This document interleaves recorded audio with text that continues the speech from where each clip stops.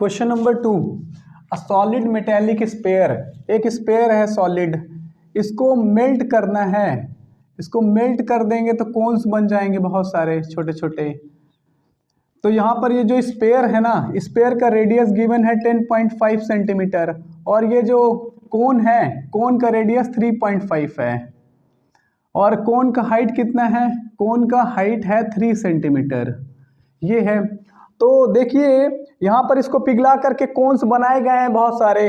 तो मान लेते हैं let x number of cones formed, x cones formed. मान लेते हैं कि x कोन्स बने। कितने कोन्स बने? x नंबर ऑफ कोन्स बने हैं।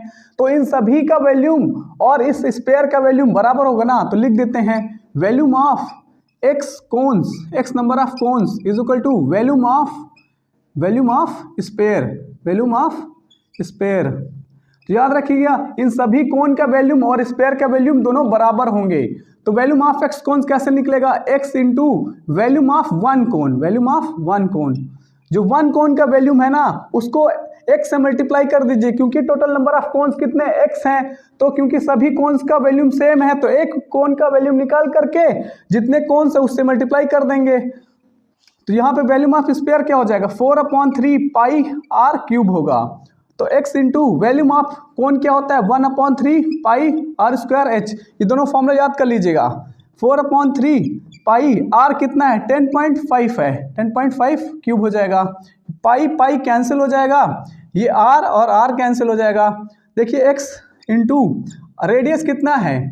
रेडियस कोन का है 3.5, तो 3.5 का स्क्वायर इंटू हाइट कितना? हाइट 3 है, ये 4 इंटू 10.5 का होल क्यूब।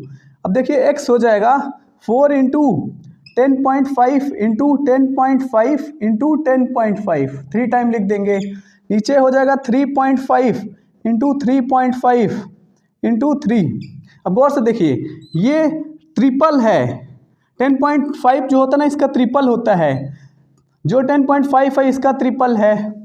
और देखिए 3 मुझे 3 3 9 और 3 5 15, तो कितना आ गया? 4 इंटू 3 इंटू 3 इंटू 10, 3.5 ये हो गया। 4 3 12, 12 3 36, बार नहीं 36 36, 4 3 12, 12 3 36, 36 इंटू 3.5 हो जाएगा। इसको दोनों को मल्टीप्लाई कर लेंगे तो 126.0 ये आंसर हो जाएगा। तो 126 कौन हो गए हमारे।